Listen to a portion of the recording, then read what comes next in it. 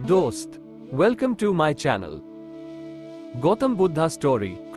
क्रोधी व्यक्ति का जीवन बदल देगी गौतम बुद्ध की ये कथा। एक दिन गौतम बुद्ध अपने शिष्यों के साथ एकदम शांत बैठे हुए थे। उन्हें इस प्रकार बैठे हुए देख शिष्य चिंतित हुए कि कहीं वो अस्वस्थ तो नहीं है। एक शिष्य ने उनसे पूछा कि आज वो मौन क्यों बैठे हैं, क्या शिष्यों से कोई गलती हो गई है। इसी बीच एक अन्य शिष्य ने पूछा कि क्या वह अस्वस्थ है, पर बुद्ध मौन रहे। तभी कुछ दूर खड़ा व्यक्ति जोर से चिल्लाया, आज मुझे सभा में बैठने की अनुमति क्यों नहीं दी गई है। बुद्ध आंखें बंद करके ध्यान मग्न हो गए। वो व्यक्ति फिर से चिल्लाया, मुझे प्रवेश की अनुमति क्यों नहीं मिली।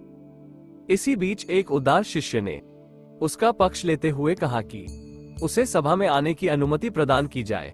बुद्ध ने आंखें खोली और बोले, नहीं, वो अछूत है, उसे आज्ञा नहीं दी जा सकती। ये सुनकर शिष्यों को बड़ा आश्चर्य हुआ। बुद्ध उनके मन का भाव समझ गए और बोले, हाँ, वो अछूत है। इस पर कई शिष्य बोले, हमारे आश्रम में जात पात का कोई भेद ही नहीं, फिर वो अछूत कैसे हो गया। तब बुद्ध ने समझाया, आज वह क्रोधित होकर आया है। क्रोध से जीवन की एकाग्रता भंग होती है। क्रोधी व्यक्ति प्रायः मानसिक हिंसा कर बैठता है, इसलिए जब तक वो क्रोध में रहता है तब तक अछूत होता है। इसलिए उसे कुछ समय एकांत में खड़े रहना चाहिए। क्रोधित शिष्य भी बुद्ध की बातें सुन रहा था। पश्चाताप की अग्नि में तपकर वो समझ चुका था कि अहिंसा ही मनुष्य का महान कर्तव्य, वह परम धर्म है। वो बुद्ध के चरणों में गिर पड़ा और कभी क्रोध न करने का प्रण लिया।